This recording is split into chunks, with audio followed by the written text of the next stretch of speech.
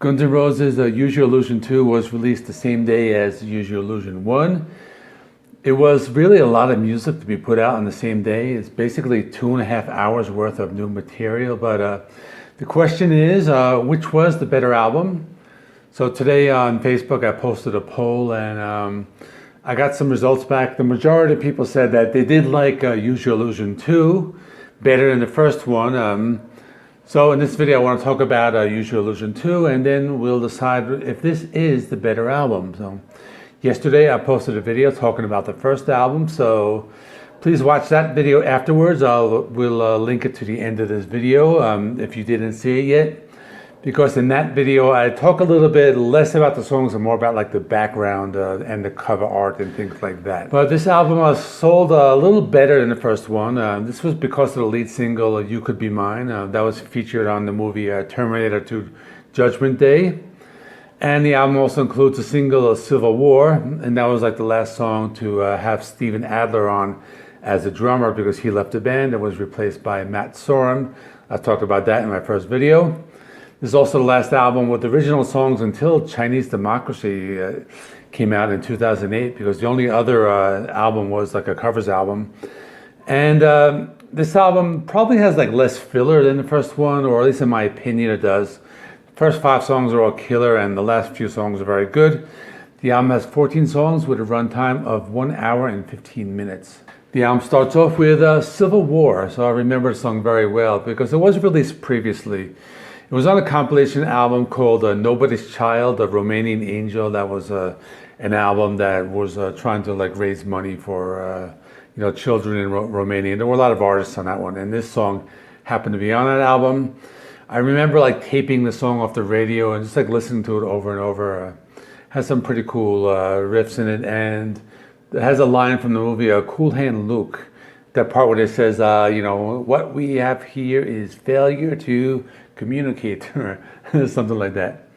The next song is called 14 Years. This one has Izzy Stradlin on vocals and Axl Rose singing the chorus. It was thought that the song was about their friendship, but that was really never confirmed. And they actually stopped playing the song after Izzy Stradlin left the band. The sound of the song is a little different. It has kind of like a bluesy, like Rolling Stones type of vibe. It has like that piano and things like that. Next is Yesterdays. It's a blues-based ballad. This one has Axl Rose on vocals. Reminds me of the type of song that like the band Cinderella was playing at that time. Those like blues-based songs with like the heavier guitars in the chorus. The song has a memorable solo by Slash, and this was also released as a single. Next is Knockin' on Heaven's Door, the cover of the Bob Dylan song, and this song was also released about a year before the album.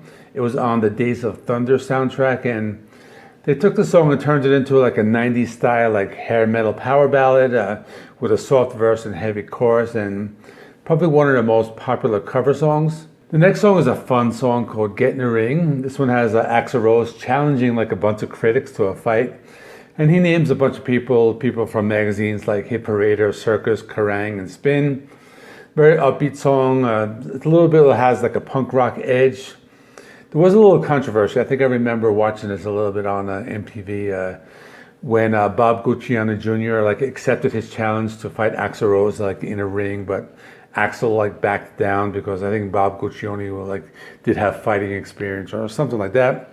Fun song again, has a lot of cursing in it, Now at this point I think the album gets a little weak, but only on the next couple of songs. So the next song is Shotgun Blues. It's a fast-paced song. It's a little bit, has more of like a punk rock edge as well, and it's a short song under 4 minutes. Then Breakdown. This one has like a bluegrass country like intro. Then it kind of turns into like a Rolling Stones type of song with like that honky tonk piano, and one of the longer songs at 7 minutes, and this one is really not as memorable as the others. Next is Pretty Tied Up. It's a little different song. Starts off, has like this Middle Eastern riff. This was written by Izzy Stradlin, and it's kind of like a hard rock song. Talks about their experiences with like bondage and a dominatrix, and pretty good song. One of the harder rockers on the album. Next is Locomotive, and this one the band experiments a little with like funk metal in the intro and like also in the outro. One of the heavier songs in the album and one of the longest, 8 minutes 42 seconds.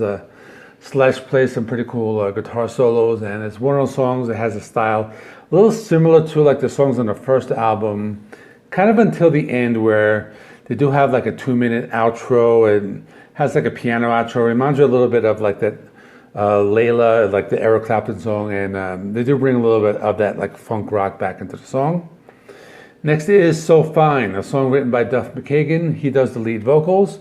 Axel does co-lead vocals. It's a slow piano-based song with some really smooth vocals. The song was written as a tribute to Johnny Thunders, so he was a member of the New York Dolls and a 70s rocker.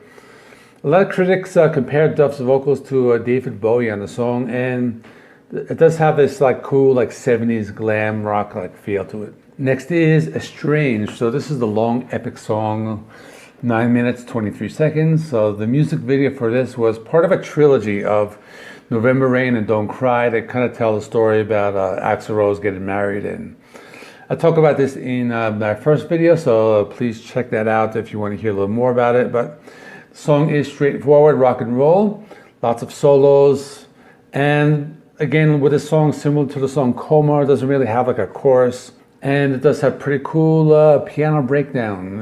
It's kind of a nice change of pace from that hard rock style of the first part of the song. Next is You Could Be Mine. So this is that classic intro with the drums and the bass and the guitar. Some of their best like rock riffs on this song, and this was from the Terminator sequel. Has a style similar to like that like hard rock of their first album, and the song itself is about Izzy Stradlin's failed relationship with his girlfriend. There's a pretty cool music video. I know Arnold Schwarzenegger made an appearance in the music video, and it was a really big song. And I think like this was a song that kind of like propelled this album to be like a little bit more popular than the first one. Then there's another version of Don't Cry with alternate lyrics. Really, I actually like the one on the first album better, as I said before. The last song is called My World. It's a mixture of like rap and industrial metal. It's only 1 minute 24 seconds.